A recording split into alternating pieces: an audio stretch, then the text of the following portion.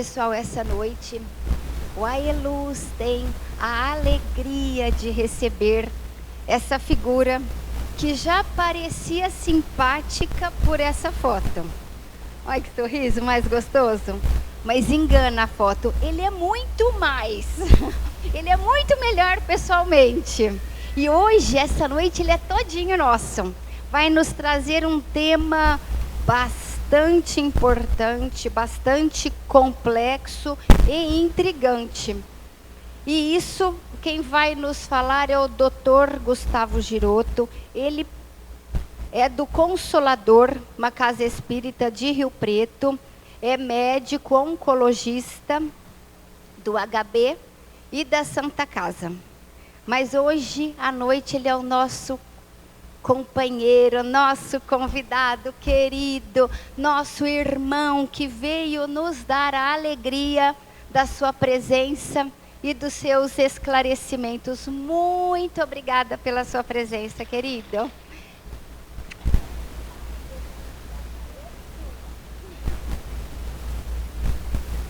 Bem, boa noite a todos.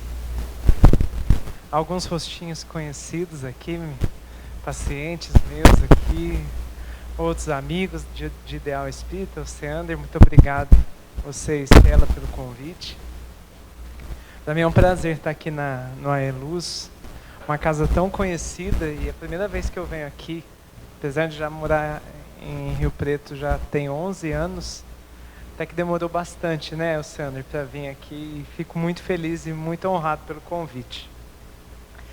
E eu gosto sempre eu faço essa palestra em várias casas espíritas, não só de São José do Rio Preto, mas fora também. Porque, como eu fui apresentado, eu sou oncologista clínico de formação, que, como dizem os meus amigos, eu sou o médico que ninguém quer visitar no consultório. Porque quando alguém chega até mim, é que já recebeu o diagnóstico de câncer. Bem. E o pessoal brinca, eu gosto de te ver na casa espírita, nas festas, nos congressos, mas não no teu consultório. Deve ser por isso que eu não tenho consultório, né? Eu trabalho no hospital de base, na Santa Casa, mas consultório eu realmente não tenho. E por que eu acho interessante falar desse tema? Porque esse tema, em primeiro lugar, foi o tema que me levou a me tornar espírita nessa encarnação.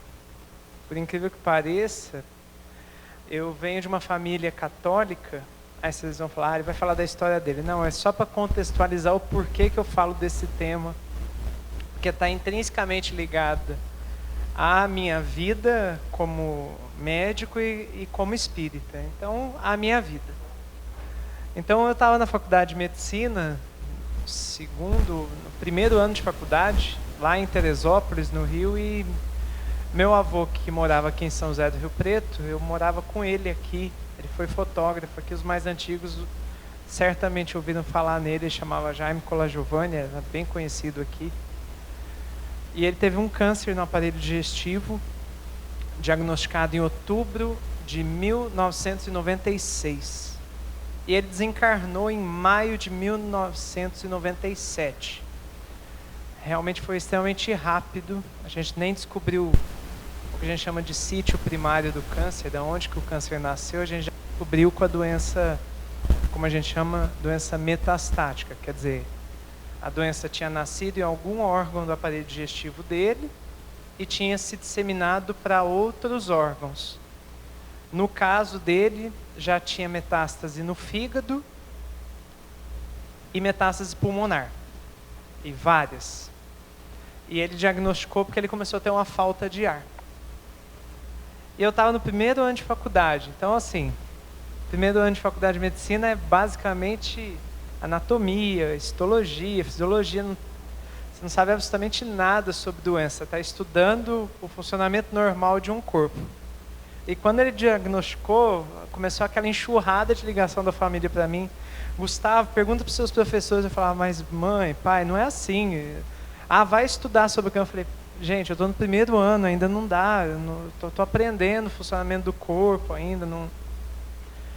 Mas aquele assunto ficou na minha cabeça, eu ainda fui estudar um pouco, fui tentar entender e quis o destino, né, que eu me tornasse oncologista, mas foi o primeiro contato que eu tive com algum ente querido muito próximo ter recebido a doença, ter recebido o diagnóstico de câncer. E aquilo começou a mexer dentro de mim, porque vem os questionamentos filosóficos na vida em algum momento. Todo mundo, de alguma forma, em algum momento da sua vida, passa por momentos de dúvida ou de questionamento.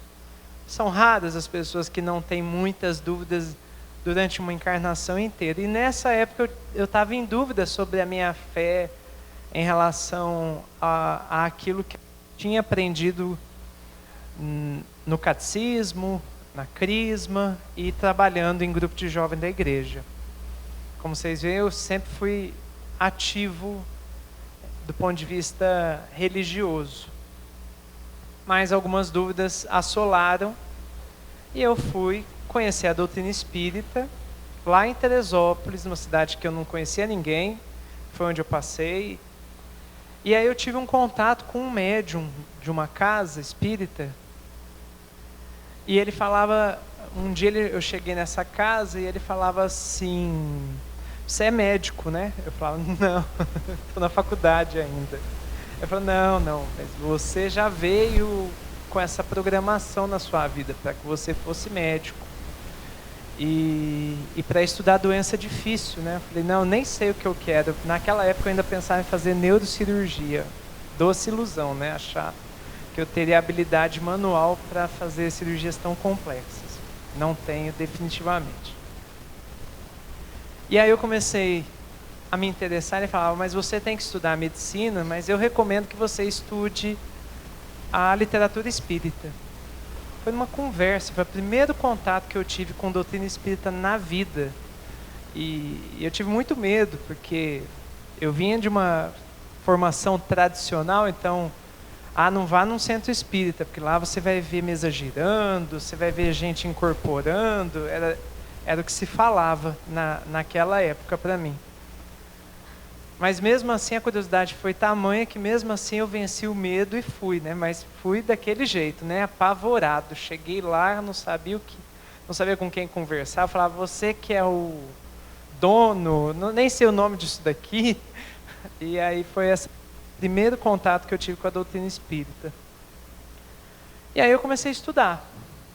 Aí me falaram para ler um tal Livro dos Espíritos, que ali ia ter algumas informações interessantes para eu tirar dúvidas.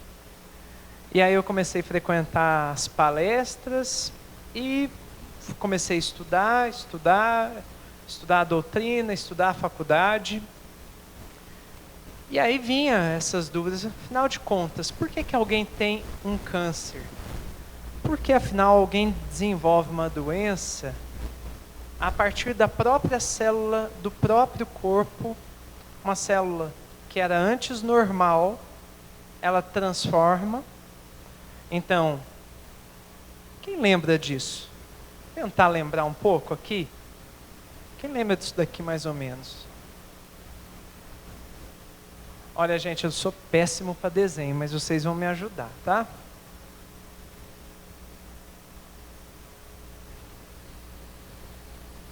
Vamos supor que isso daqui seja uma célula.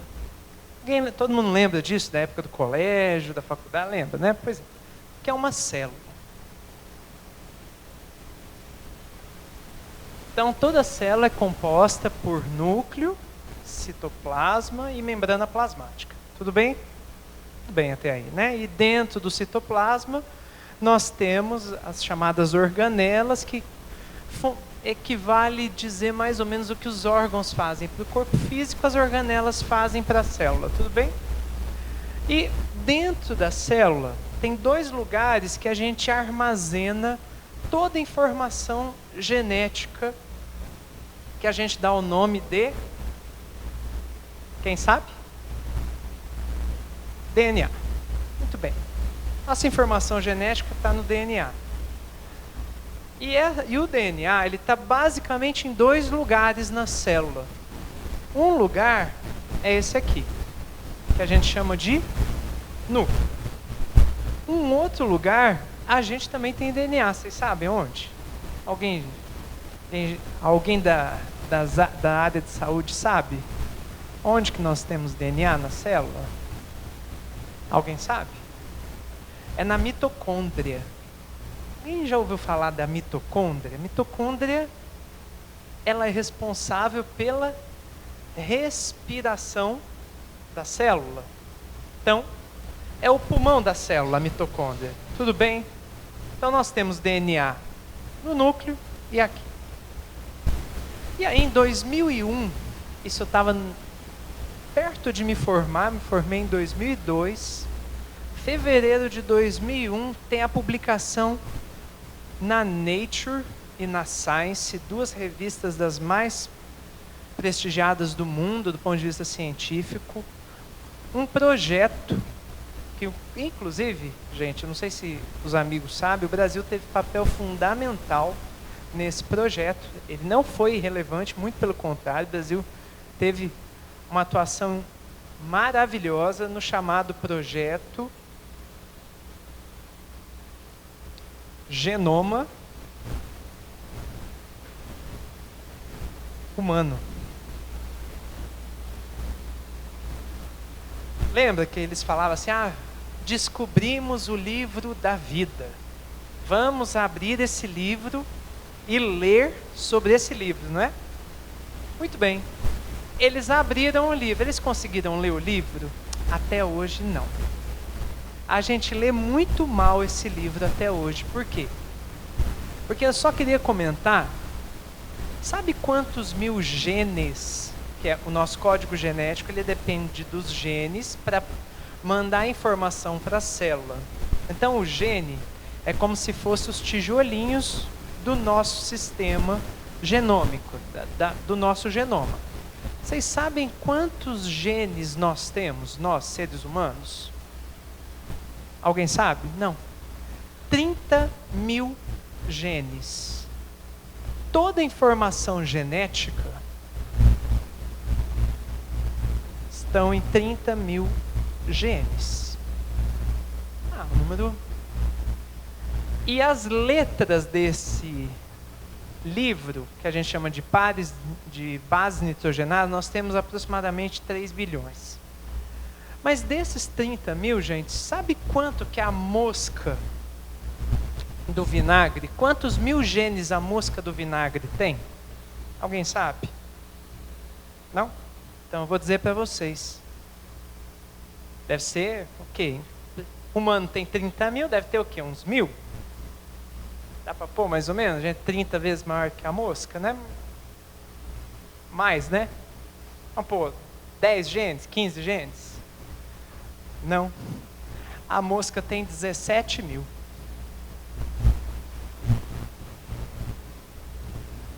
Uai. Que bagunça é essa? Nós só somos 13 mil genes, a gente não é nem o dobro geneticamente do que uma mosca. Sim.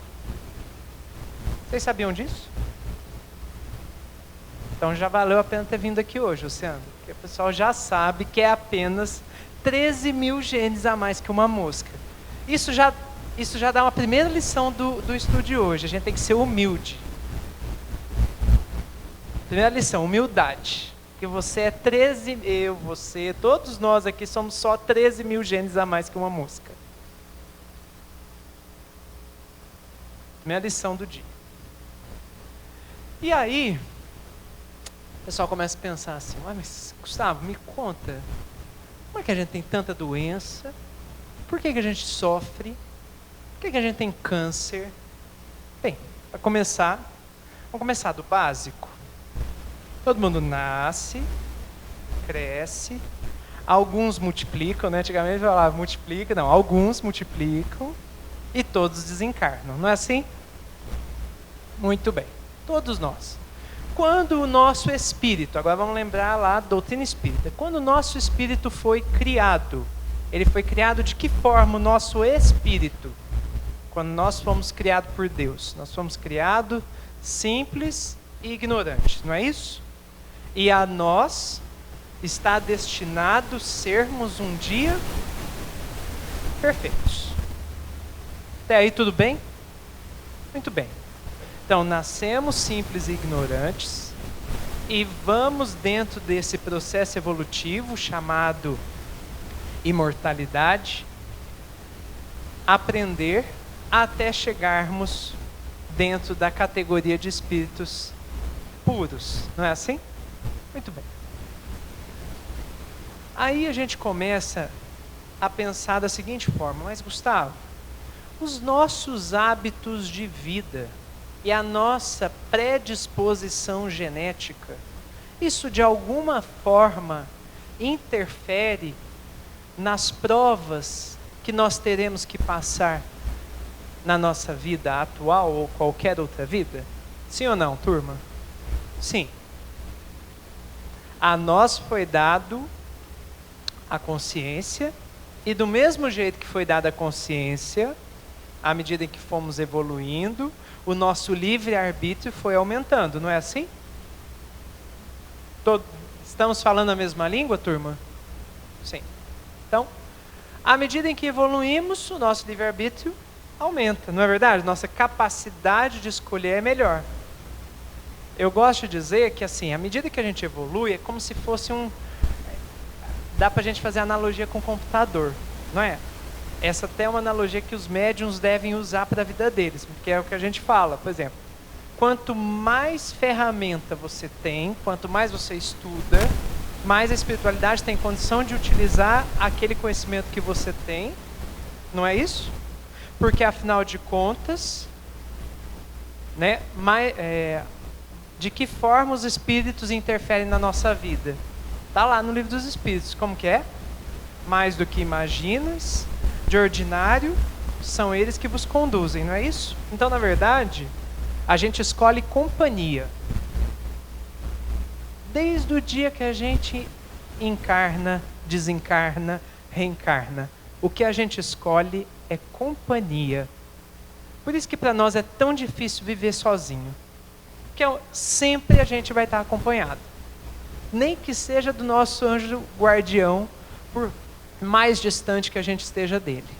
Mas a gente vai estar sempre acompanhado. E aí, as nossas escolhas vai gerando como se fosse um cartão de crédito. Meus pacientes sabem que eu falo bastante disso para eles.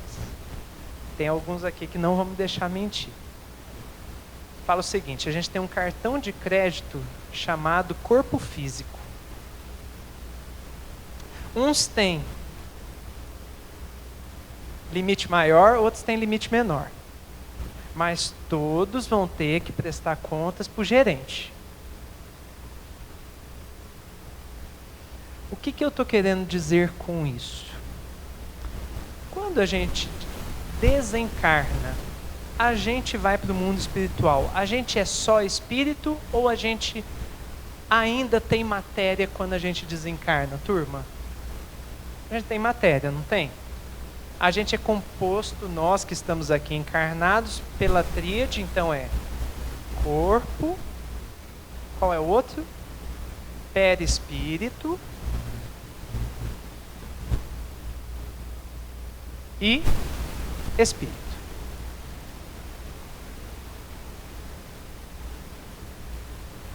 Quando Jesus veio reencarnar no planeta, quanto tempo ele demorou mesmo para miniaturizar o perispírito para conseguir encarnar? Vocês sabem disso? 2000 anos. Para ele conseguir miniaturizar o perispírito. Para nós isso não é tão demorado, né, gente? Vamos falar a verdade? Sim. Para nós é um pouquinho mais rápido. Mas Jesus demorou 2000 anos. E aí, no momento em que a gente desce a carne, o nosso perispírito, ele se liga à matéria, átomo a átomo, molécula a molécula. Não é isso que está lá no Livro dos Espíritos, na Gênesis e tantos outros? Não é isso que a gente aprende? Estudo perispírito? Pois é. Se o nosso corpo se liga no perispírito, e o perispírito é o corpo do espírito, Se o nosso corpo se liga aqui, ele se liga também no DNA.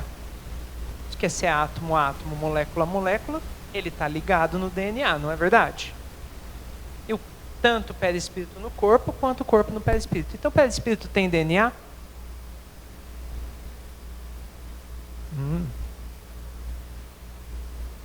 DNA é uma molécula, não é? É uma molécula. Uma molécula de dupla hélice, não é isso? Que fica toda enovelada no núcleo e na mitocôndria. Então, se o DNA é uma molécula e o perispírito se liga ao corpo, átomo a átomo, molécula a molécula, o perispírito tem DNA. Só que nós sabemos que o perispírito, ele é a quinta parte da matéria, não é isso que a gente sabe? Quem lembra dos estados da matéria? Nossa, Gustavo, você está lembrando da escola aqui hoje. Então vamos lá, vamos lembrar da escola. Então, quais são as fases da matéria? Qual é essa daqui que eu estou pondo na mão? Sólido, né? Qual é a outra? Líquido, né? Qual é a terceira? Gasoso. Alguém saberia a quarta? Muitos de vocês têm em casa isso já, na TV. Isso chama plasma. Então essa é a quarta parte. A quinta é a do perispírito, que a gente ainda não tem nome. Mas logo, logo vai estar surgindo aí. Entenderam? Entenderam isso? Então nós estamos bem perto de chegar aqui. Então, entenderam por que o corpo se liga no perispírito, no DNA? Então, a gente leva DNA, a gente traz DNA e a gente leva DNA do nosso corpo físico nas múltiplas encarnações. Tudo bem até aí, turma? Ou tá viajando demais, Gustavo? Tá difícil para te acompanhar. Não? Tá tudo bem? Então tá. Então, nós deixamos DNA no perispírito e nós colocamos DNA no nosso corpo físico. Desencarnando, reencarnando. Não é assim? Muito bem. Se a gente faz tudo isso e a gente sabe que o perispírito ele é mais denso ou menos denso baseado no nosso livre-arbítrio, o nosso livre-arbítrio pode estar interferindo no nosso DNA milenarmente falando? Não só pode, como está. Não só pode, como está. Ai, ai, ai, ai, ai. Está começando a ficar difícil. Porque a doutrina espírita traz isso, né? Dá conhecimento, mas ao mesmo tempo bate o martelinho da consciência e fala assim, agora eu estou entendendo onde que fala que a lei de Deus está na consciência. Porque a sede da consciência não é o espírito? Ou é o perispírito ou é o corpo? O corpo não pode ser, porque eu não sou. A minha consciência não é 13 mil genes a mais. Está aqui provado pela genética. Eu não estou falando nenhum absurdo. Estou falando algum absurdo? Eu não sou 13 mil genes de consciência só. E isso a doutrina espírita já falou. A sede da consciência é o espírito, porque o espírito é imortal. Não é isso? Muito bem. Se o espírito é imortal, o espírito vem, volta, reencarna, desencarna, reencarna, desencarna. Isso vai deixando marcas. Não é? A gente tem marca de nascença? Eu tenho esse daqui, ó.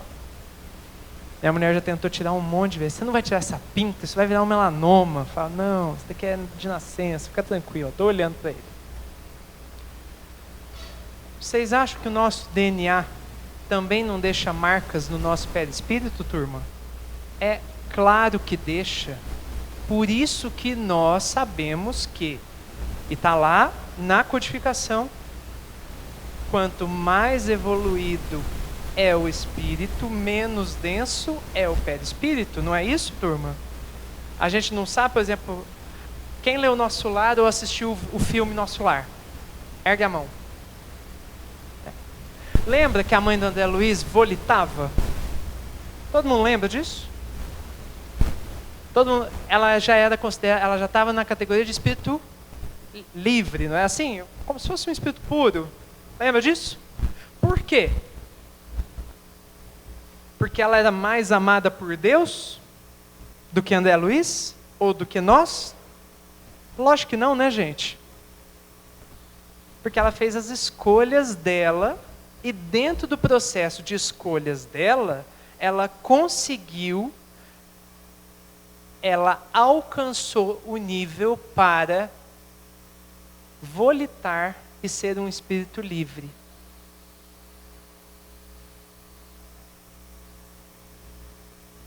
Porque alguém aqui acredita em bingo divino? Não. Porque tem gente que fala assim, nossa, mas você fala tão bem, né? Como se fosse assim, bingo, né? Não é? Mais antigamente, telecena, né? Ganhou na telecena, fala bem. Só a gente que sabe, né? O tanto que a gente estuda, trabalha, faz curso, tal. Não tem bingo, gente. Não existe isso. O que existe é esforço, é dedicação, é escolha. Ninguém ganha. Lembra que tem um ditado que diz isso é do mundo material, mas é bem aplicável para essa palestra, né? Não existe almoço gratuito, não existe almoço grátis, porque se alguém está comendo gratuitamente, outro está pagando, não é assim? Então, na verdade, na regra, se você quer angariar fundos no seu cartão de crédito, chamado perispírito, agora não estou falando de corpo, estou falando de perispírito agora. Como é que você vai conseguir, minha gente? É fazendo escolhas corretas ou escolhas equivocadas?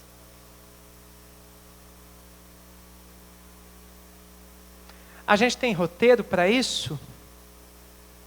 Não? A gente tem roteiro para a gente se equivocar menos? Onde está o roteiro? Na doutrina espírita?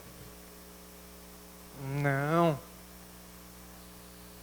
Fora do espiritismo não há salvação? Alguém acredita nisso? Não, né, gente? Não, né? É fora da caridade, não é isso?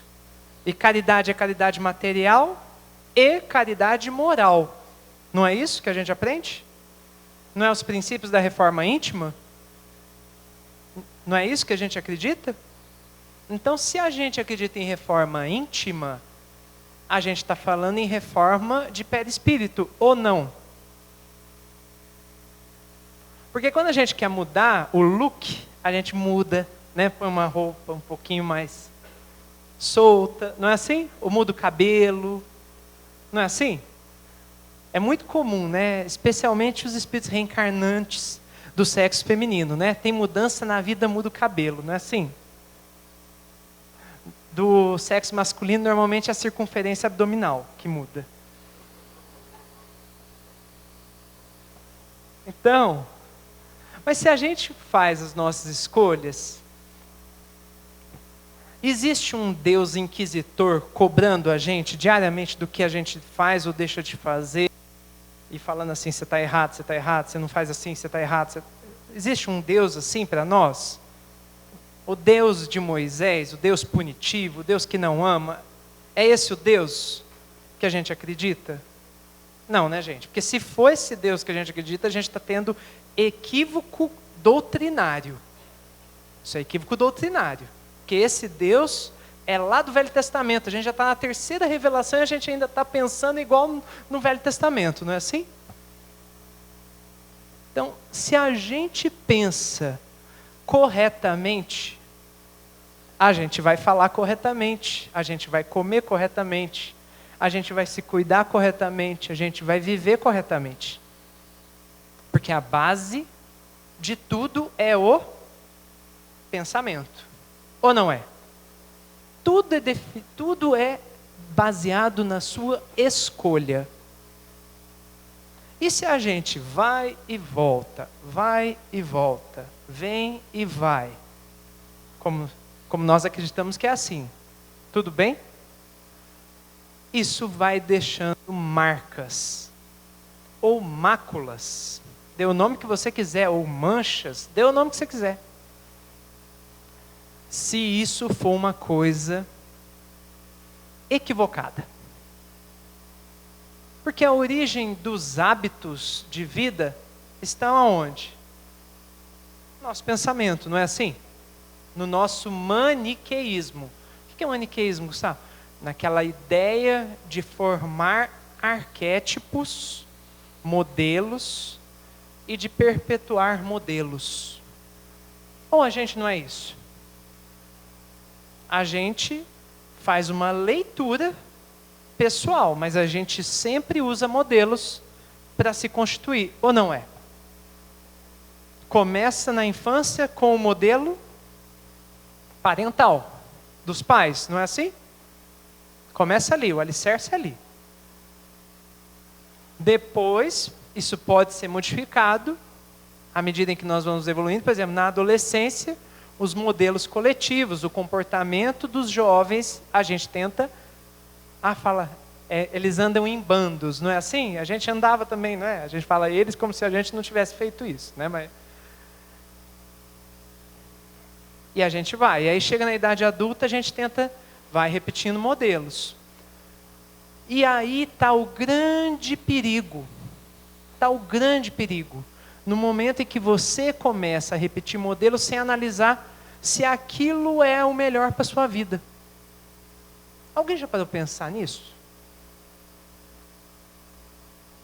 Quem leu Joana de Ângeles já parou para pensar nisso.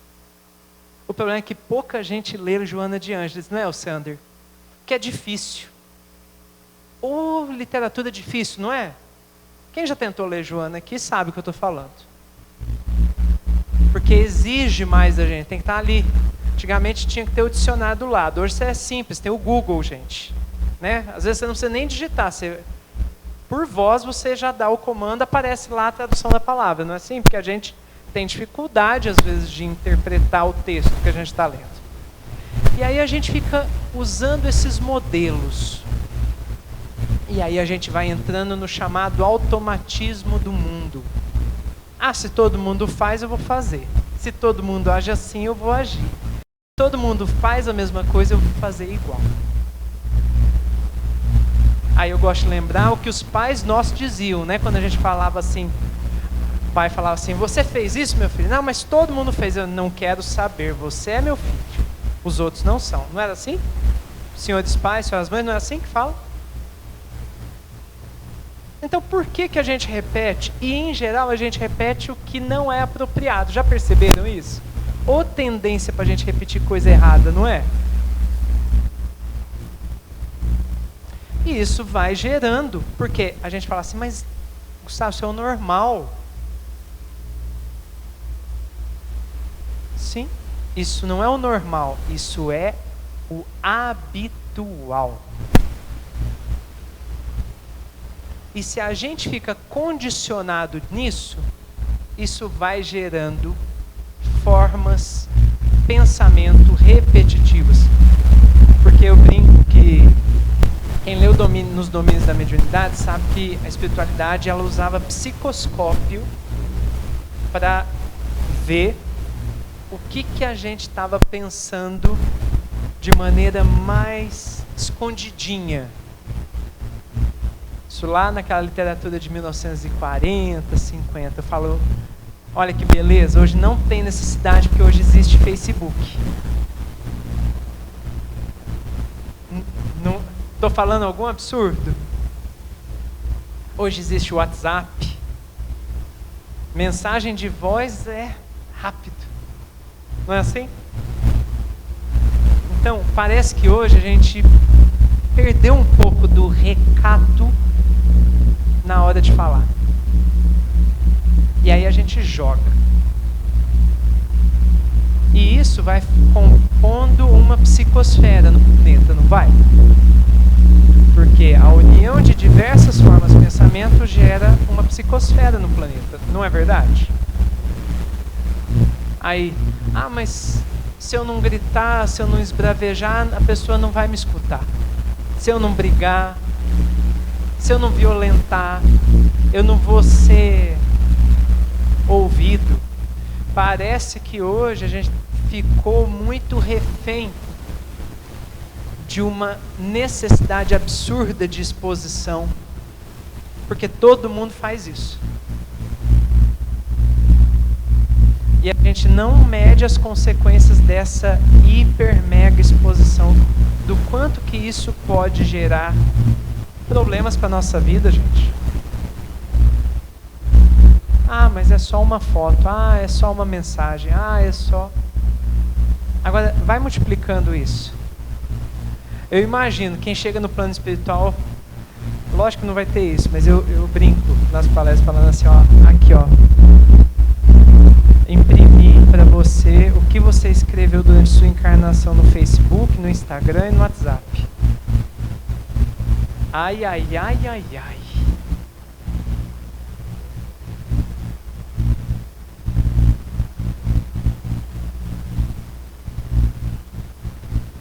Gustavo, você está pegando muito pesado. Mas isso gera repercussões. E aí, meus amigos, nós temos os nossos, cada um de vocês tem 30 mil genes para fazer o que quiser deles. Porque a plantação é livre, não é assim? Mas, o que a gente sabe? Colheita é obrigatória. E aí, doenças nascem. Aí eu falo assim, doença é uma oportunidade valiosa de reparação. Falo mesmo. Por que doença é uma baita oportunidade? Por quê? Porque você imagina a quantidade de formas de pensamento nocivas e tóxicas, não vou dizer que nós, né? Que o mundo produz. E isso, óbvio, vai gerando lesões no nosso DNA. Tudo bem até aqui, gente?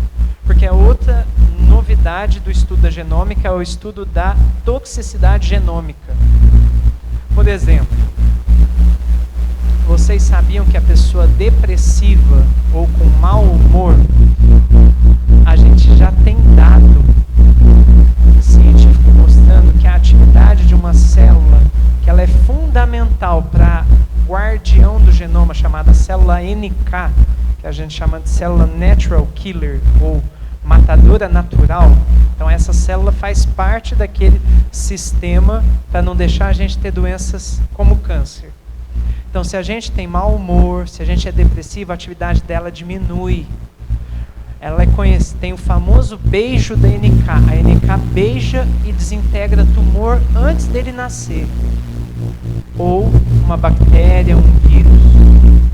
Agora, vocês imaginem a influência dos nossos pensamentos no nosso sistema imunológico. Isso tem como medir com exame? Não. Isso tem como a gente descobrir precocemente?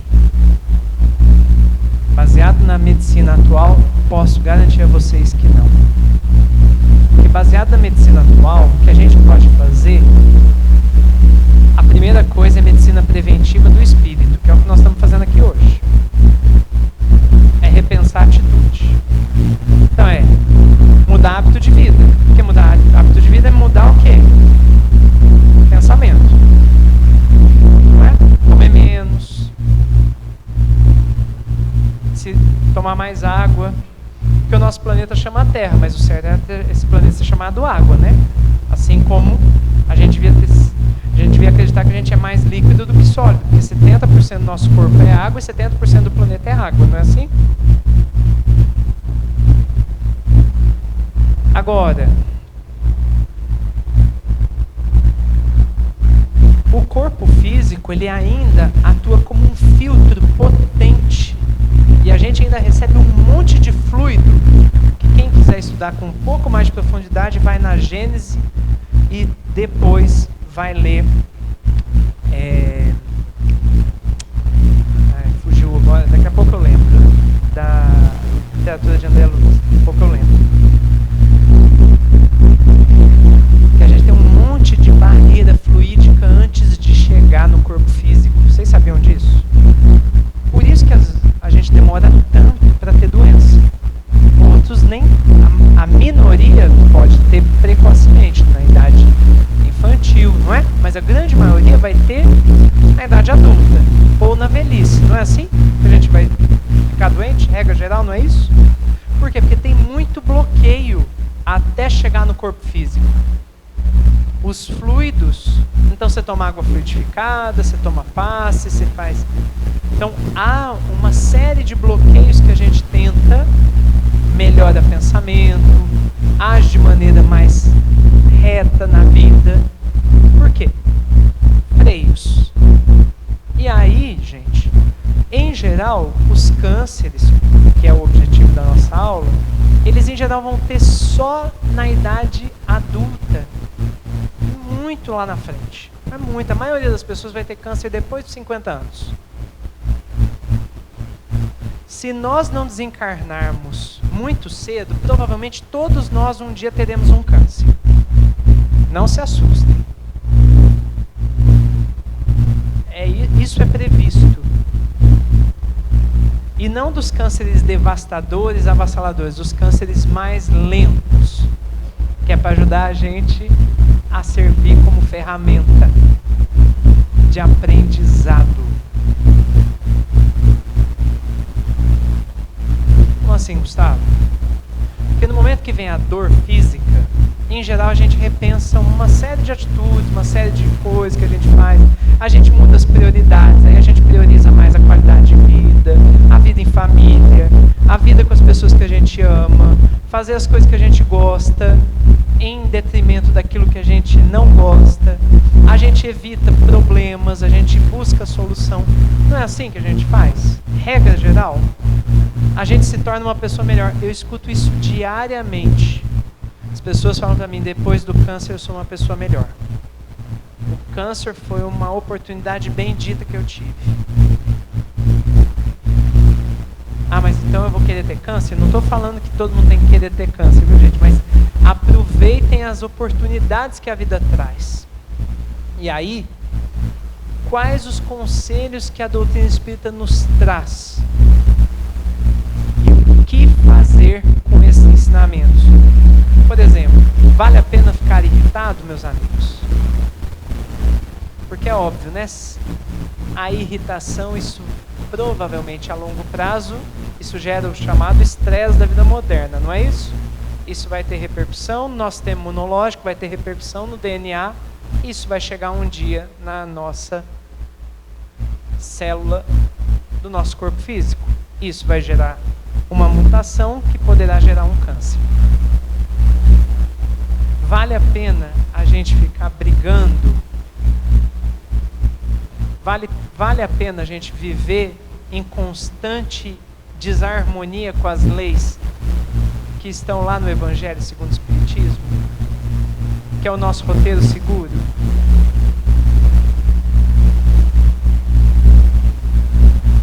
O mais difícil, meus queridos,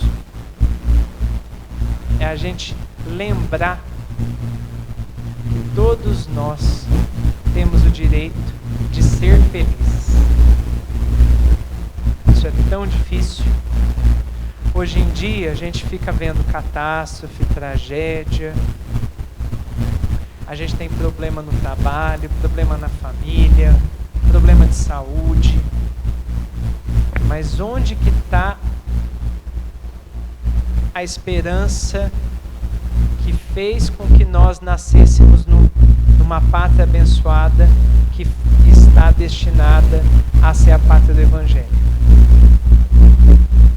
O que nós temos feito para que esse país seja a pátria do Evangelho no nosso habitat natural, na nossa vida diária? O que nós temos feito para que a transição planetária ocorra de um mundo de provas e expiações para um mundo de regeneração de uma maneira mais harmônica possível, dentro do que é possível ser harmônico esse período? Eu digo para vocês, pensando no bem, pensando na paz e pensando no amor. Não tem outro caminho. Porque dizem que para amar é o próximo como a ti mesmo. Talvez o nosso problema esteja no nosso alto amor, que está doente demais e fica pensando que egoísmo é amor.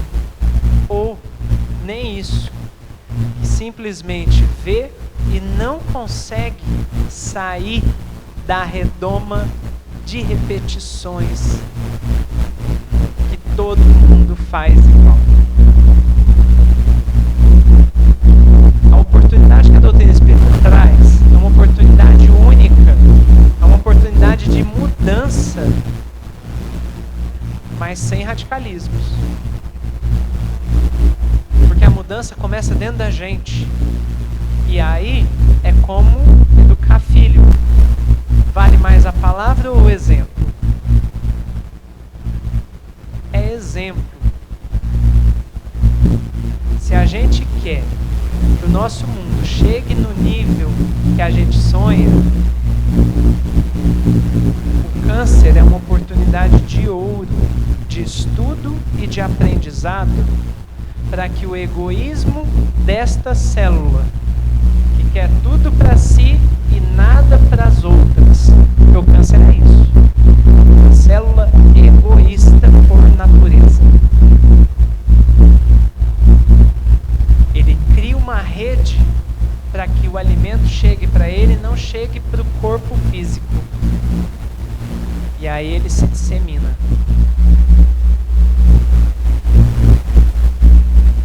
Até que ponto os nossos pensamentos são favoráveis ao câncer ou são favoráveis às células de defesa do nosso corpo?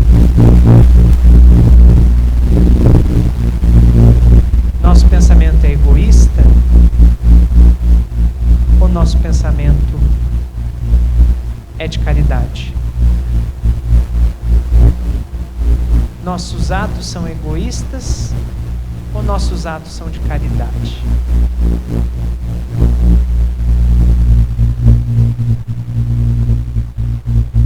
Aonde está o amor nas relações humanas atualmente? Por isso que fora da caridade não há salvação, amigos. Por isso que a gente reencarna, desencarna, reencarna, desencarna. Porque enquanto a gente tiver dúvida,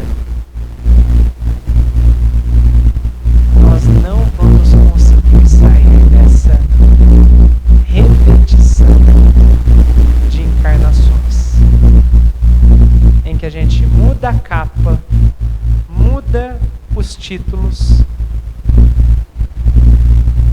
e não consegue mudar a essência.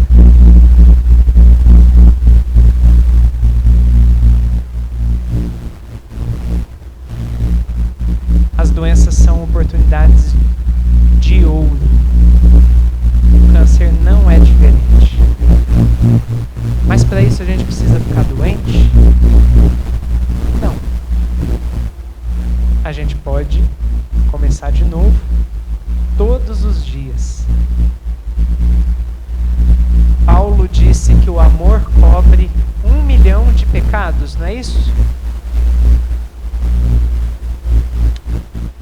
contextualizando com o nosso estudo, o amor cobre 1 milhão de lesões perispirituais e no nosso DNA perispiritual. Lembra quando a gente fala que você sai da sala de passe e fala, eu estou mais leve? Lembra quando você chora de verdade, do fundo da alma, você fala assim, lavei a minha alma?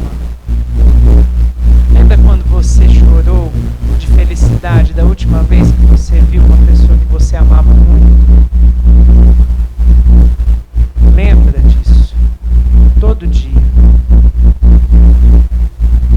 Lembra de amar quem está do seu lado. Lembra de amar você. O cabelo tá lindo. A barriga também.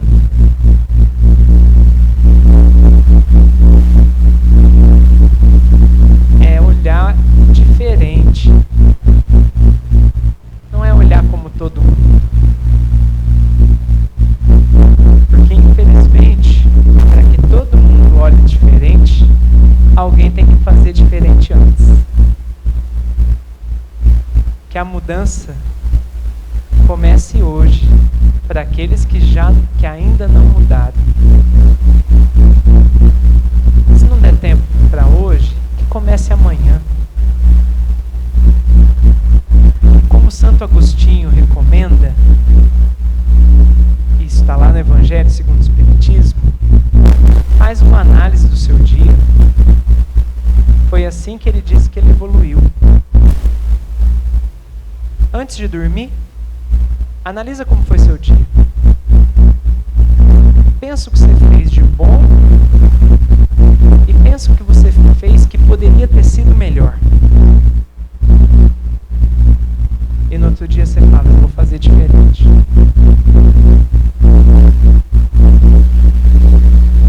Tenta não se apegar tanto às questões transitórias da vida. Porque às vezes a gente está perdendo tempo valioso de encarnação. Às vezes uma reflexão de hoje pode eliminar séculos de dor e de sofrimento. Porque tudo depende de uma só coisa: querer. Os espíritos amigos nos convidam diariamente para desencarcerar o Cristo dentro dos nossos corações. O Cristo é para estar aqui, ó, do nosso lado, de mão dada. Não como um modelo muito distante. Pensa que quando você for para o Facebook, para o Instagram, para o WhatsApp, você está indo conversar com Jesus. Antes de começar a escrever ou falar qualquer coisa. Talvez isso ajude.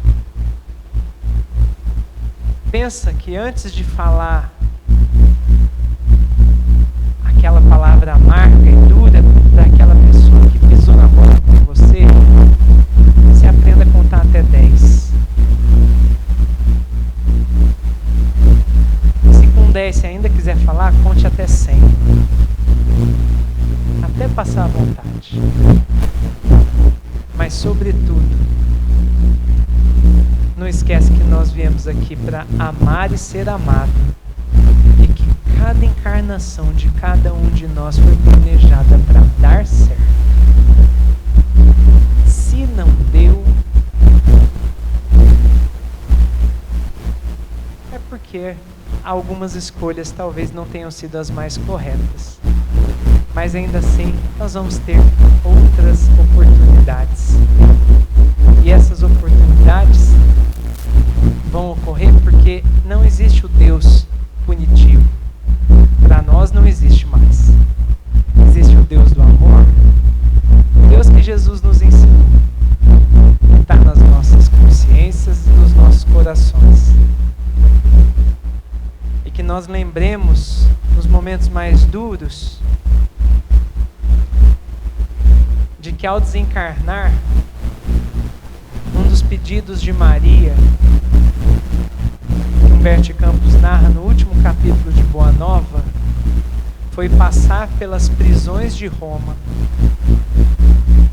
dando um sopro de renovação nos cristãos que estavam presos nas masmorras. E um cântico que ficou famoso quando os cristãos eram jogados aos leões, de adoração a Jesus e a Deus, que nesses momentos em que a dor for dura, em que a prova for difícil e que a expiação bater a nossa porta, que esse sopro renovador de Maria esteja conosco nesses momentos e que nós consigamos ser felizes. Muita paz a todos.